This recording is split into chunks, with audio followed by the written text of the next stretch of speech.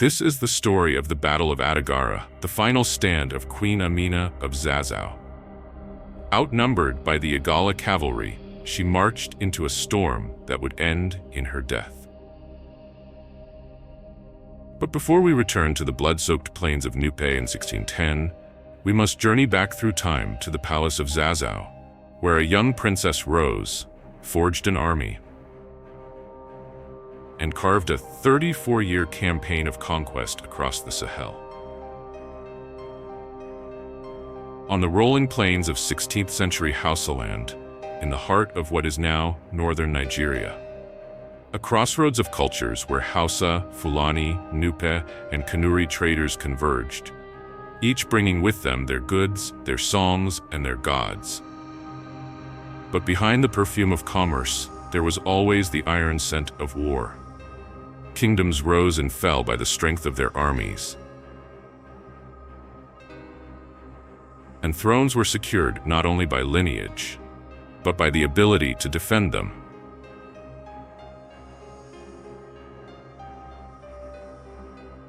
It was here, in the city-state of Zazzau, one of the famed Hausa Bakwai, the 7 original Hausa kingdoms, that a child was born who would one day transform this turbulent land. Her name was Aminatu, though history remembers her as Queen Amina. She entered the world in 1533, the daughter of King Nikatau and Queen Bakwa Turunku. To her people, she was a princess of royal blood. But destiny had marked her for something far greater than ceremony and marriage alliances. From her earliest years, Aminatu was no ordinary child of the palace. Where her sisters learned embroidery, court etiquette, and the delicate art of political marriage, she turned her eyes toward the barracks and the drill grounds. Her mother, Queen Bakwa, was a formidable ruler in her own right, who believed strength was the shield of sovereignty. And so she broke tradition, raising Amina not in the hushed chambers of women, but in the dust and sweat of soldiers. The young princess was given a sword almost as soon as she could walk. She was taught to wield the curved Hausa blade until her wrists grew strong, to ride horses until her thighs clamped like iron against the saddle. The turning point came in 1576. King Karama, Amina's brother, was gone, leaving the throne of Zazzau vacant. She did not need to storm into chambers or silence doubters with her sword. Her reputation had already paved the way. Years of leading cavalry charges, commanding battalions, and proving herself in the crucible of war had made her not just a royal daughter, but the kingdom's most seasoned warrior. When Karama died, Amina was the obvious choice. From the moment she took the crown, Zazzau changed. No longer would it be merely a trading city, content to pay tribute to neighbors and protect its markets. Under Amina, it became a war machine. She reorganized the army into disciplined units, equipping them with chainmail armor and iron-tipped spears, swords, and arrows. Blacksmiths worked day and night in the forges, hammering weapons that would soon bite into the flesh of enemies. The cavalry, her most prized force, trained relentlessly, learning to wheel, charge, and strike with devastating precision. In her first years of rule, she led campaign after campaign, never allowing her army to grow complacent. From the savanna grasslands to the rocky hills of the north, her crimson banner became a symbol of terror and respect. By the end of her first decade, she had carved Zazzau's influence far beyond the Hausa heartlands, extending her power from the Niger River in the west to the lands edging the Sahara. Her reputation spread across West Africa. Merchants whispered her name in Timbuktu. Nomads spoke of her around Saharan campfires. Amina was not simply Queen of Zazzau, she was the conqueror of kingdoms, the scourge of defiance, the woman who had bent the will of men and empires alike. Her methods, though uncompromising, bore fruit. Amina imposed an almost military order upon her territories. Conquered towns were not only forced to pay tribute, but also to contribute to the fortification of their cities. Under her command, a network of defensive walls rose across the savannah. Massive earthen and stone fortifications, some stretching for miles. Known even today as the Amina Walls, these structures were more than barriers of defense. They were symbols of submission, physical reminders that every stone was laid at the command of Zazzau's queen. Amina understood the arteries of power, trade. Zazzau sat at a crossroads between the desert caravans of the north and the forest kingdoms of the south. Whoever controlled these arteries controlled the lifeblood of wealth, and so she poured her might into securing them. Roads were cleared of bandits, markets taxed and regulated, caravans escorted by armed patrols. Merchants, though taxed heavily, found profit under her rule, for the shadow of Zazzau's spears guaranteed their safety. It was under Amina that the kola nut, a bitter fruit from the southern forests, rose from being a regional delicacy to a diplomatic treasure. She saw in it not just a stimulant, but a symbol of connection. She promoted its trade along her newly secured routes, ensuring it became a staple in markets stretching from the Niger to the Sahara. To give kola became an act of diplomacy. To tax kola became a steady source of wealth for her coffers. The 17th century dawned with Zazzau at the height of its power. Amina's armies had carried her banners across lands that once seemed untouchable. To the west, she extended her influence as far as the Niger River, securing access to riverine trade and ensuring that caravans bound for Timbuktu paid homage to Zazzau's might. To the north, she pushed into the territories that brushed against the Sahara, integrating her kingdom into the vast trans-Saharan trade that carried salt, gold, ivory, and slaves across continents. But her expansion was not reckless. Each campaign was calculated, designed not only to subdue, but to connect. Towns that controlled key river crossings or oases were priority targets. Hilltop fortresses that overlooked trade routes were besieged and claimed. Amina was not only conquering people, she was weaving together the geography of power itself. But wealth alone was not enough. Amina knew the savannah was unforgiving. Droughts could starve empires, slave raids could cripple economies, rival kingdoms could strike when least expected. And so she built not only an army, but an infrastructure of resilience. Grain silos were constructed and guarded. Armories were stocked with reserves of iron and arrows. Roads were repaired to allow her armies to move swiftly in any direction. She turned Zazzau into a fortress state, a kingdom always ready for war, yet always profiting from peace.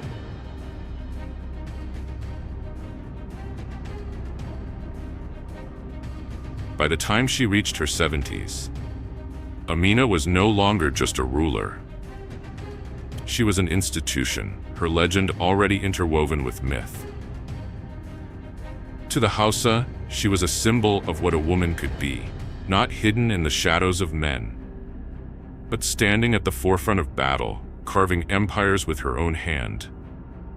To her enemies, she was the Crimson Storm, sudden, merciless, and unforgettable.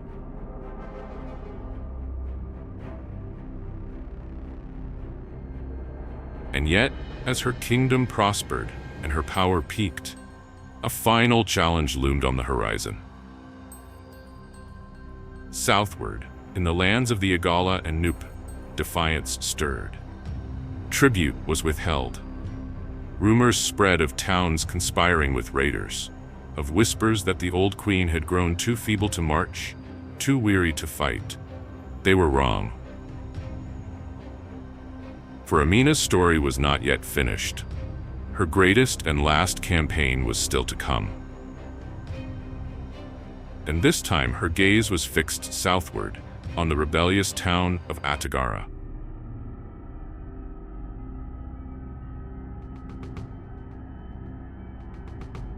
For years, Atagara had been tributary to Zazzau, bowing before Amina's might, sending their levies of goods and coins to her court. But now, whispers spread of their defiance. They had withheld tribute, consorted with Nupe and Igala raiders, and mocked the authority of the warrior queen. To Amina, this was not simply rebellion, it was an insult. An open wound on her authority. And at 77 years old, she refused to allow her reign to end, with defiance echoing across her borders. She would march, she would crush Atagara, and she would remind all who doubted that her sword had not grown dull with age. Preparations began with a fury. In the royal forges, blacksmiths stoked their fires until the night glowed red, hammering out fresh blades, spearheads, and iron tips for arrows. The clatter of iron became the anthem of the city. In the cavalry stables, war horses were fed richly on millet and beans, their manes combed, their saddles tightened with care. The cavalry was Amina's pride. 6,000 riders, trained to move like the wind across the plains, their hooves striking with the force of thunder.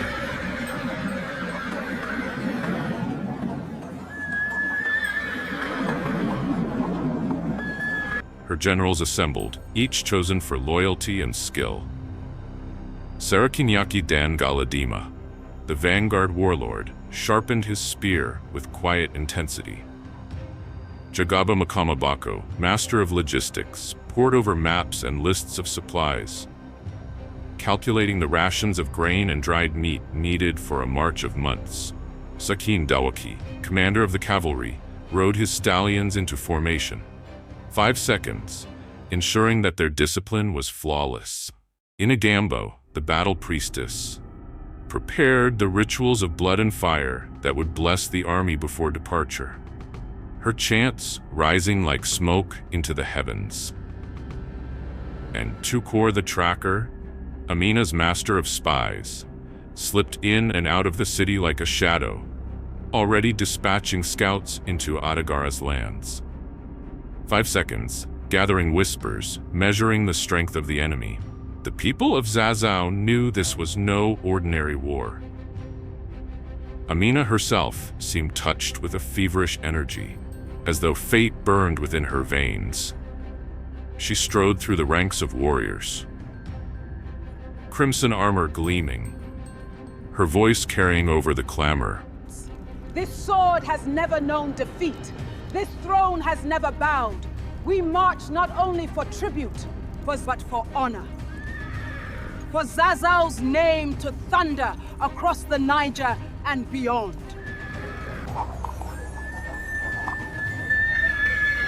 The march southward began with discipline and spectacle. 25,000 warriors moved in formation, a living river of iron and resolve. The infantry carried tall shields and long spears, their ranks tightly and steadily formed. Behind them rolled wagons of grain, barrels of water, and bundles of dried meat, guarded carefully by Makama Bako's men. The cavalry rode at the flanks, their horses tossing their heads restlessly, ready for speed at a moment's command. Scouts darted ahead, silent as wind, marking safe paths through the savannah.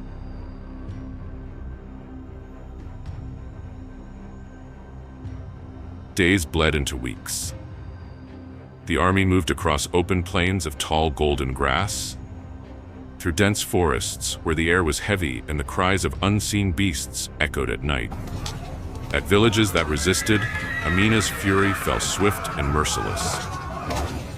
Walls torn down, leaders dethroned, defiance silenced.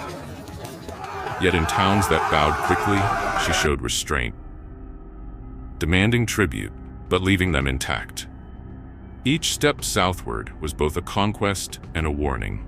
Submission brought survival, while defiance brought ruin. As they neared the river Niger, tension thickened in the air.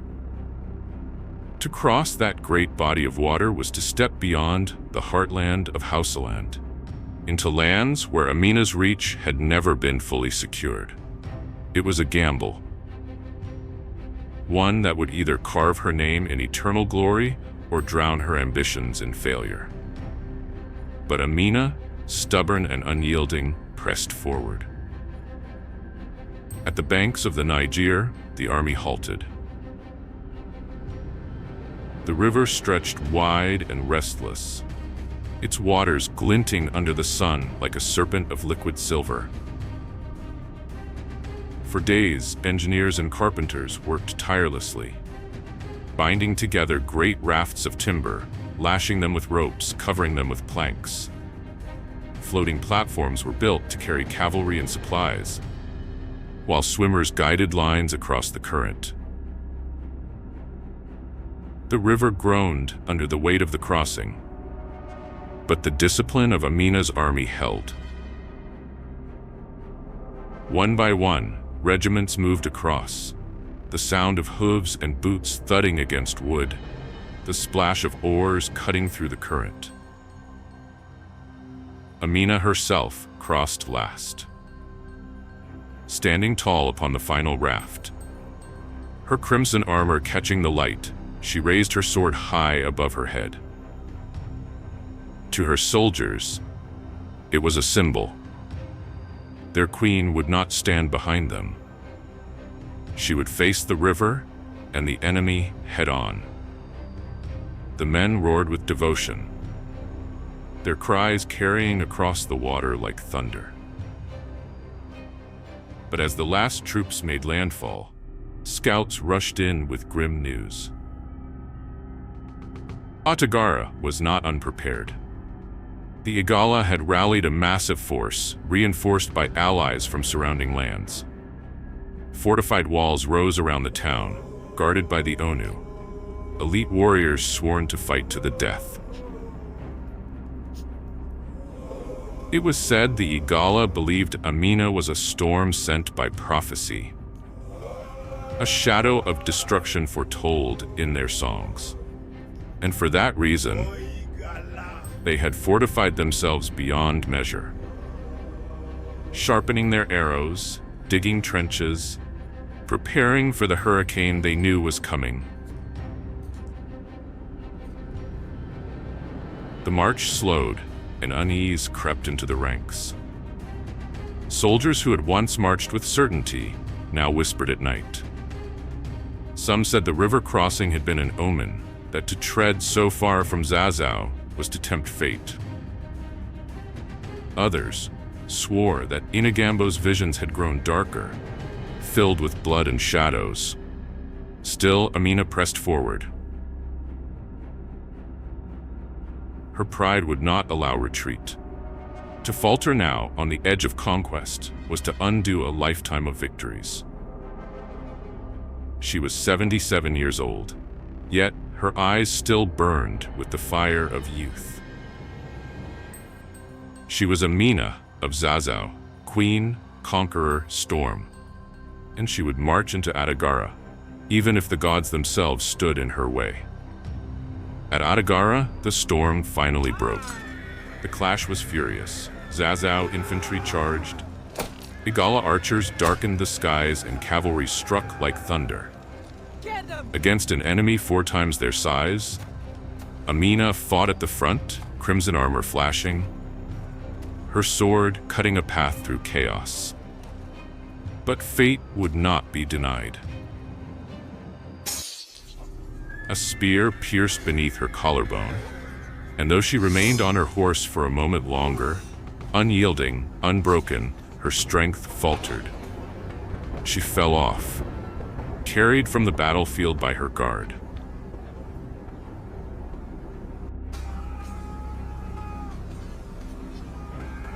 Her death shattered her army. What had once been discipline dissolved into retreat. The queen, who had never known defeat, lay silent, her final breath echoing louder than 1,000 war drums. Yet the Ataz did not mock her. They buried her with honor, wrapping her in white cloth, a sword at her side. A warrior's rest for a warrior queen. Amina's empire did not endure, but her legend did. Not every life ends in victory, but some burn so fiercely that even in defeat, they become immortal. If you want more untold stories of Africa's forgotten wars, stay with this channel, because Amina's fire was only the beginning. To go back in time to relive more prehistoric wars, catch up on the channel and hit the subscribe button. 5 seconds. See you in the next video.